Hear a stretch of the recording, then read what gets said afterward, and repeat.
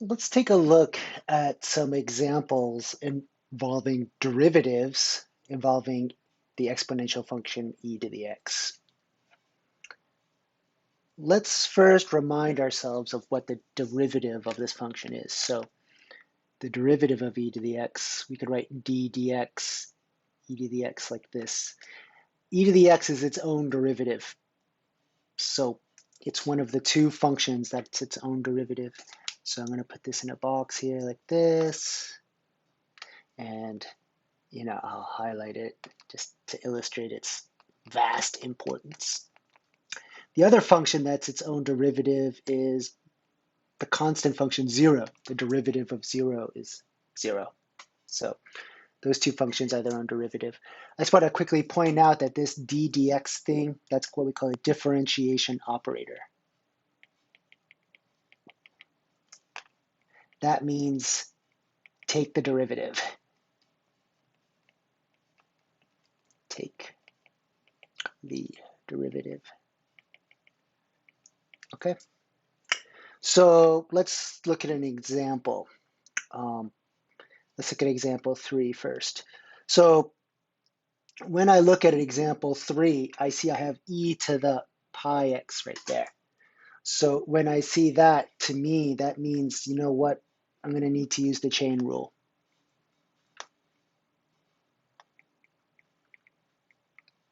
All right. So in order to do that, I have to take the derivative of the outside. Well, the derivative of the outside is just e to the something. Now we got to keep the inside.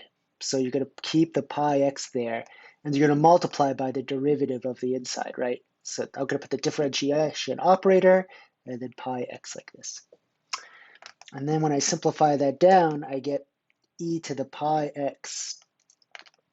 And then the derivative of pi times x is just pi. So this is going to be my final answer. And I'll highlight that as well. That's our final answer there. Okay. Let's take a look at another example over here. So if we look at an example 4, what do I see? Well, when I look at example 4, I see a product of two functions. The first function is going to be e to the 2x right there. And the second part of the product I see is cosine of 3x there. Let's write down the product rule. The product rule basically involves the derivative of a product of two functions, so fg, and the product rule says take the derivative of the first thing, multiply by the second, add what you get when you take the derivative of the second thing multiplied by the first. Okay, so let's do this.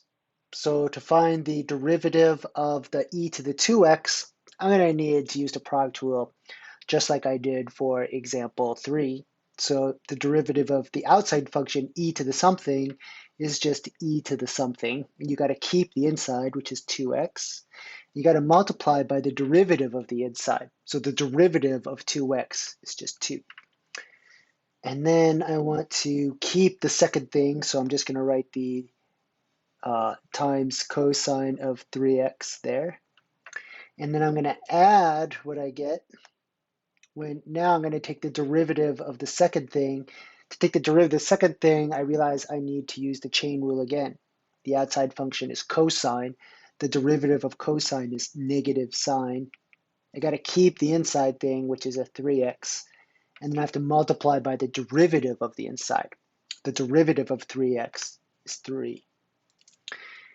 And then I also want to multiply by the first thing. So the first thing was e to the 2x like this. Okay. So when I write down my final answer, I'm going to move the constants in front. So I'm going to have my final answer of 2 times e to the 2x times cosine of 3x minus 3 sine of 3x times e to the 2x. And let me just highlight that final answer. Okay. Let's take a look at example 5. In example 5, I can see that I have a quotient. I want to find the derivative of a quotient. So when I want to find the derivative of a quotient, I need to use the quotient rule. So we're going to have the derivative of the quotient of two functions f and g, and that has the following formula. It's going to be f prime times g minus g prime times f divided by the bottom, which is g squared. All right. So I guess for this question, I can, well, first I guess I'll highlight the numerator, which is the 2x, and I'll highlight the denominator, which is e to the 3x minus 1. And you know what? Let me just calculate all those derivatives off to the side first. So my f function was e to the 2x, and then to find my f prime, I had to use the chain rule, remember? So it's e to the 2x times the derivative of the inside function, which was 2. And then for the denominator g is going to be equal to e to the 3x minus 1. And the derivative of g prime, we have to use the chain rule for the first part. So the derivative of the outside is e to the something. You keep the inside, which is the 3x. Multiply by the derivative of the inside. The derivative of 3x is just 3. And the derivative of minus 1 is just 0.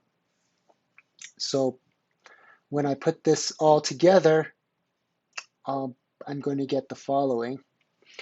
F prime was 2e to the 2x times g, which is e to the 3x minus 1, minus, now we take the g prime was 3e to the 3x, and you got to keep multiply by the first thing, f, which is e to the 2x. And then we could divide by the bottom squared. So the bottom squared is going to be e to the 3x minus 1 squared, like that. And I will just highlight these answers here.